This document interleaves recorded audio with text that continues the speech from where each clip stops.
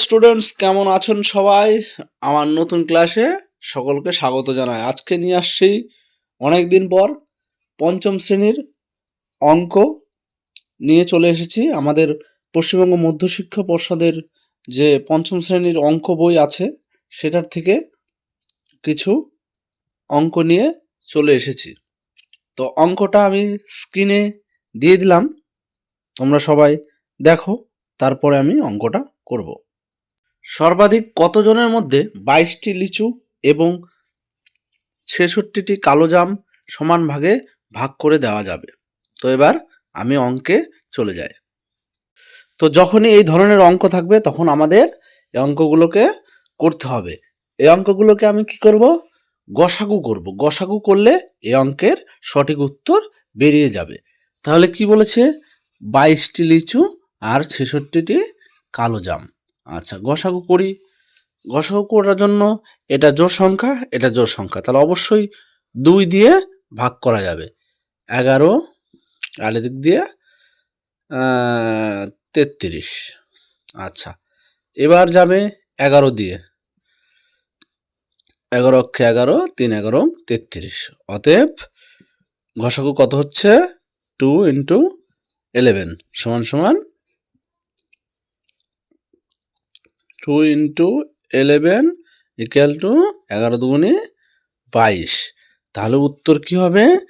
সর্বাধিক 22 জনের মধ্যে সমান ভাগে ভাগ করে দেওয়া যাবে। এই অঙ্কগুলি যখনই আসবে যে এতগুলো লিচু বা এতগুলো এটা এতগুলো সেটা, এদেরকে সর্বাধিক কতজনের মধ্যে সমান ভাগে ভাগ করে দেওয়া যাবে, তো একদম চোখ বুজে এই অঙ্কগুলো গসাগু করে দিলেই আমার বেরিয়ে যাবে। গসাগু করা যাবে 2-3টে নিয়মে। তো আমি এই নিয়মটাতে করি। এই নিয়ম করলে গসাগু, এই লম্বালম্বি যেটা আসবে সেটা হলো গসাগু।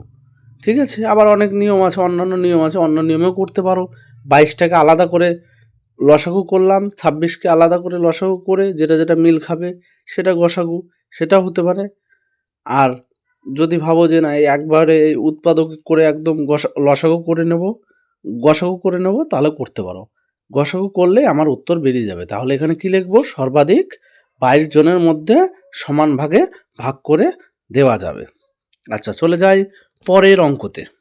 পরবর্তী প্রশ্ন আমি স্ক্রিনে দিয়েছি। 75 লিটার কেরোসিন তেল ও 25 লিটার পেট্রোল সমান মাপে টিনে এমনভাবে ভর্তি করে রাখতে হবে যাতে দু প্রকার তেল মিশে না যায়। কমপক্ষে কতগুলি টিনে তা করা সম্ভব হবে এবং প্রতি টিনে কত লিটার তেল ধরবে? প্রশ্নটা আমাকে ভালো করে বুঝতে হবে।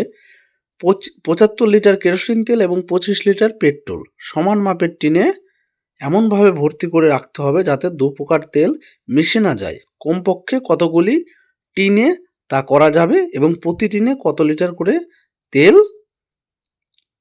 ধরবে? এখানে মোট দুটো উত্তর চেয়েছে। তো আমি আগে বের করে নেব প্রতি টিনে কত লিটার করে তেল ধরবে, তারপরে বলবো কমপক্ষে কতগুলো টিন লাগবে, সেটা পরে যাব। তো এই অঙ্কটা করতে হলে আমাকে অবশ্যই আগে করতে হবে প্রতি টিনে কত লিটার করে তেল আটবে। সেই জন্য আমাকে কী করতে হবে? 75 লিটার কেরোসিন এবং 25 লিটার পেট্রোলকে গসাগু করতে হবে। গসাগু করলেই আমার উত্তর বেরিয়ে যাবে। তাহলে শুরু করি অঙ্ক।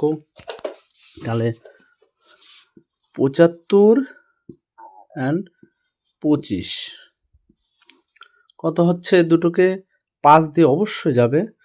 5 5 অক্ষে 5 আর 25, 5 5 25, 15, আর এদিক দিয়ে হচ্ছে 5 5 25। এটাকেও 5 দিয়ে যাবে অনায়াসে।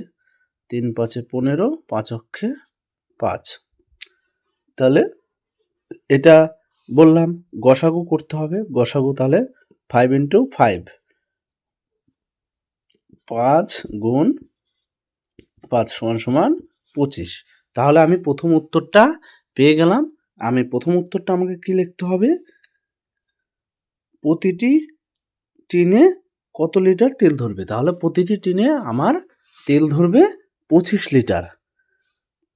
আমাকে প্রতিটি টিনে তেল ধরবে 25 লিটার, তাই তো? এবার অতএব প্রতিটি টিনে তেল ধরবে 25 লিটার। আচ্ছা, প্রতিটি টিনে তেল ধরবে 25 লিটার। অঙ্কটা আমি আবারও বলছি, প্রশ্নটা ছিল 75 লিটার কেরোসিন এবং 25 লিটার পেট্রোল যদি সমানভাবে পাত্রে ঢালা হয়, হ্যাঁ, তবে প্রতি টিনে তেল ধরবে কত লিটার করে। তাহলে আমাকে গসাগু করতে হবে, গসাগু করলে উত্তর আসে 25, তাহলে প্রতিটি টিনে তেল ধরবে 25 লিটার করে। তাহলে এবার আমি বের করব মোট কয়টি টিন লাগবে। তাহলে যদি এই অঙ্কটা দুভাবে করা যায়, এক কাটাকাটি করে আর একটা ভাগ করে, তাহলে আমি চলে আসি, যদি প্রতি টিনে 25 লিটার করে আটে, তাই তো, তাহলে প্রথমে আমাকে কি করতে হবে, প্রতি টিনে যদি 25 লিটার করে তেল আটে, তাহলে আমাকে লিখতে হবে কি, প্রথমে কিসের কথা বলা হয়েছে, 75 লিটার কেরোসিন। তাহলে আমি প্রথমে লিখব প্রতি টিনে লিটার কেরোসিন আটাতে টিন লাগবে,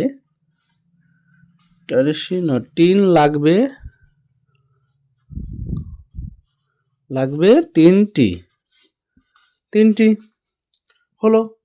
তারপরে কি বলেছে, এবং 25 লিটার পেট্রোল, তাই তো, তারপরে আবার সেম 25 লিটার পেট্রোল আটাতে টিন লাগবে, এভাবে করে আমাকে লিখতে হবে, আটাতে টিন লাগবে, তাহলে কত, 25 আর হচ্ছে 25 লিটার করে আটে, তাহলে 25 অক্ষে 25 সমান সমান কাটা, তাহলে একটি টিন।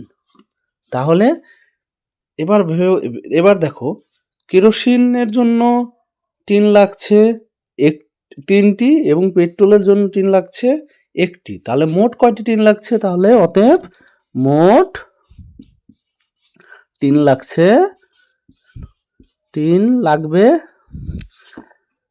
টিন লাগবে 3 যোগ 1 সমান সমান 4টি।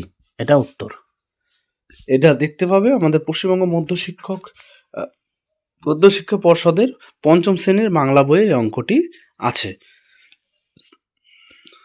যদি আমার এই অঙ্কটা আপনাদের ভালো লেগে থাকে বা বুঝতে পারেন, তাহলে অবশ্যই আমার চ্যানেলটি সাবস্ক্রাইব করে পাশে থাকবেন এবং ভিডিওতে লাইক করে দেবেন, এবং আরও নতুন নতুন ভিডিও পেতে আমার চ্যানেলটি সাবস্ক্রাইব করে পাশেই থাকুন।